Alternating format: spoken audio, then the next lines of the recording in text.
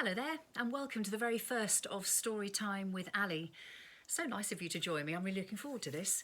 It's just a little bit of an idea. I thought we'd just give ourselves maybe 15-20 minutes listening to a short story that will give us the opportunity to just maybe escape from whatever's been bugging us during the day. Or I've always found that reading books or listening to them has helped me to completely immerse myself in another world, and it's sometimes quite nice to do that.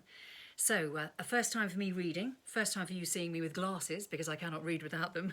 I am at that point. And the first book that I've chosen to read to you from is JoJo Moyes' collection of stories entitled Paris for One. Fantastic author, JoJo Moyes. She has sold over 8 million books worldwide. And you might remember her bestseller, Me Before You. It was made into a fantastic film. So I think she creates the most incredible characters. So I hope you enjoy this, the first of our short stories from JoJo Moyes, called Last Year's Coat. The lining of the coat has gone completely. Evie holds it up and runs her finger along the ripped seam, wondering if there's any way she can pull the fine edges of the frayed fabric together. She turns it over, looking at the thinned wool, the slight sheen on the elbows, and realises there is little point. She knows exactly what she would buy in its place. She sees it in the window of the shop twice a day as she walks past, slowing her stride a little just to gaze at it. Midnight blue, with a silvery lamb's wool collar. Classic enough to last several years, but just different enough not to look like every other chain store coat. It is beautiful. And it costs £185. Evie puts her head down and walks past. Not that long ago, Evie would have bought the coat. She would have held it up in her lunch hour, modelled it in front of the girls in marketing, carried it home in its expensive bag, its weight banging satisfyingly against her legs. But some time ago, without apparently applying, they seemed to have become official members of the squeezed middle. Pete's hours were abruptly cut by 30%. The weekly grocery bill went up by 15%. Fuel is so expensive that they sold her car, and she now walks the 2 miles to work. Heating, a luxury, comes on for an hour in the morning and 2 at night. The mortgage that seemed so manageable now hangs over them like a great albatross. She sits at the kitchen table in the evenings, poring over columns of figures, warning her teenage daughters against unnecessary expenditure, like her own mother had warned her about bad men. Come on, love, let's go to bed. Pete's hands land gently on her shoulders. I'm doing the accounts. Then let's go and huddle together for bodily warmth. I'm only thinking of our heating bill, he adds solemnly. Honest, I won't enjoy it at all. Her smile is weak, a reflexive thing. He puts his arms around her. Come on, lovely. We'll be fine. We've got through worse. She knows he's right. At least they both have work. They have friends who paint on brittle smiles, bat away inquiries about new jobs with a vague, "Oh, got a few things in the pipeline." 2 have sold their houses and downsized, citing family reasons. She finds that many of them move away and fail to keep in touch, as if the shame of not continuing up the ladder is just too much. How's your dad? Not bad. Every evening after work, Pete travels a short journey to his father's house in order to take him a hot meal. The car's not right, though. Don't say that, she wails. I know, I think the starter motor's going. Look, he says, registering her expression. Don't panic. I'll pop into Mike's. I'll see if he can give us a good price. She does not mention the coat.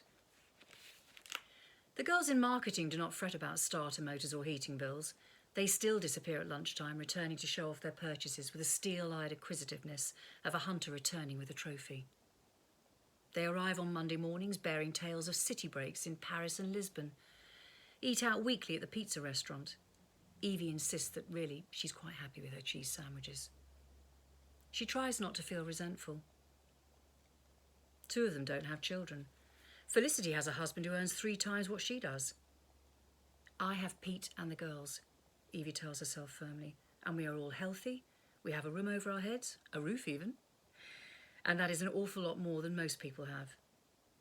But sometimes, just sometimes, when she hears them talking about Barcelona or showing off yet another pair of shoes, her jaw clenches so hard she fears for her tooth enamel. I need a new coat, she tells Pete, finally. It bursts out of her, anguished like someone admitting an infidelity. You've got loads of coats, surely. Nope, I've had this one 4 years. Then there's my Macintosh and that black one I got off eBay, where the sleeve fell apart. Pete shrugs. So, you need a new coat? Go buy a coat. But the only one I like is expensive. How expensive? She tells him and watches him blanch. Pete thinks that spending more than £6 on a haircut is a sign of insanity. The downside of her running the family's accounts for their entire married life is that his cost thermometer is still set somewhere in the mid-80s. Is that a designer coat? No, just a good wool coat. He is silent. There's Kate's school trip and my starter motor. I know. It's okay, I'm not going to buy it. The next morning she crosses the road when she walks to work, just so she cannot see it. But the coat has lodged itself firmly in her mind's eye. She sees it every time she catches her fingers in her ripped lining. She sees it when Felicity returns from lunch with a new coat, red, silk lining. It feels somehow symbolic of everything that has gone wrong with their lives. We'll get you a coat, says Pete on Saturday when he watches her remove her arm from its sleeve with excessive care. Sure, we can find one you like. They stop in front of the shop window, and she looks at him mutely. He squeezes her arm. They walk on through several more shops and finally reach Get the Look, a store her daughters like. It is full of fun fashion. The shop assistants are all apparently 12 and they chew gum, and the music's deafening. Pete normally hates shopping, but seems to sense how down she is and has adopted an uncharacteristic cheer. He rifles through the rails, holds up a dark blue coat with a fake fur collar. Look, it's just like the one you like. And it's only, he peers at the label, £29. She allows him to slide it onto her, and she looks at herself in the mirror. The coat is slightly too tight under the arms. The collar's nice, but she suspects it'll look matted like a geriatric cat within weeks. The cut seems to stretch and sag in just the wrong places. The wool mix is mostly synthetic. You look gorgeous, Pete says, smiling. Pete would say she looked gorgeous if she's wearing prison scrubs. She hates this coat. She knows that every time she puts it on, it's going to feel like a silent rebuke. 43 years old, and you're wearing a cheap coat from the teenager's shop. I'll think about it, she says, and puts it back on the hanger. Lunchtimes have become a kind of torture. Today, the girls in marketing are booking tickets for a group outing, a resurrected boy band last popular 15 years ago. They are gathered around a computer screen, checking seat positions. Fancied, Evie? Girls' night out? Come on, it'll be a laugh. She looks at the ticket prices. £75 each, plus transport. Not me, she smiles. I never liked them that much first time around.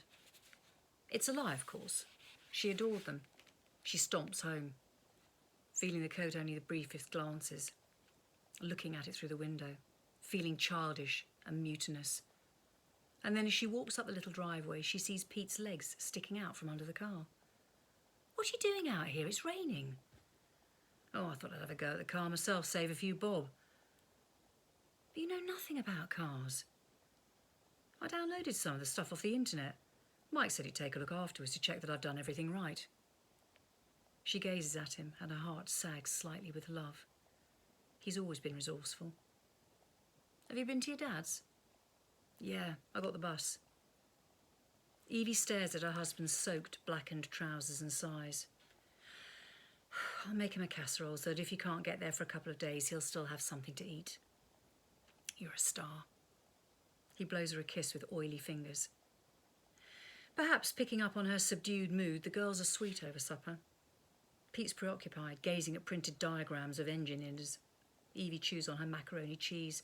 She tells herself there are worse things than not being able to afford the coat you really want. She remembers her mother exhorting her to think of the starving children in Africa while she pushed mutinously at the greens on her plate. I'll get that £29 coat tomorrow, if it's all right with you. You look lovely in it. Pete kisses her head. She can see from his face that he knows how much she hates it. When the girls have left the table, he reaches out a hand and says softly, "Things will change, you know." She hopes it's in the way that he means. Felicity has a new handbag. Evie tries to ignore the distant commotion as it's pulled from its box, birthed from its cotton cover, and held up for the others to admire. The kind of bag that costs a month's salary, the kind you'd have to go on a waiting list for the privilege of purchasing. Evie pretends to be absorbed by spreadsheets so that she doesn't have to look. She's embarrassed by the waves of envy that steal over her as she hears the oohs and ahs of admiration. She doesn't even like handbags. She just envies Felicity the financial security that enables her to buy something so expensive without even a pang of anxiety. She thinks twice before even paying for a plastic carrier bag right now. But it does not stop there. Myra has ordered a new sofa. The girls discuss their forthcoming night out. Felicity sets her bag on top of her desk and makes jokes about loving it more than a baby. Evie heads for Get the Look at lunchtime. She walks blindly, her head dipped, telling herself it is just a coat.